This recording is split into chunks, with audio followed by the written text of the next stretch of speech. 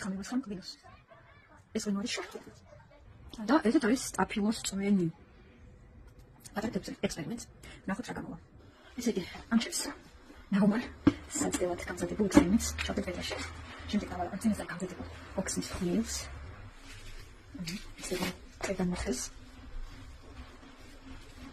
ანალოგიურად წინასწარ გამზადებულ ხილს დავასხამ ნელა. ესეთი და როგორიც აკაფებას თავისით. შეგვიძლია ჩვენ თვალწინ აღმოჩნდეს. ისიც შანშინებთან ჩვენი აღარ აქვს ნორმალური წერი, ხმარების გარდა. და მაგით რა შედეგს მივიღებთ. გავაჩერეთ ცოტა ხანს. კიდე გქაფდება თავისით. ახლა კონტროლში. დავუდოთ, გავაჩერეთ 15 წუთს და 15 წუთის მერე ნახოთ როგორი შედეგი გვაქვს.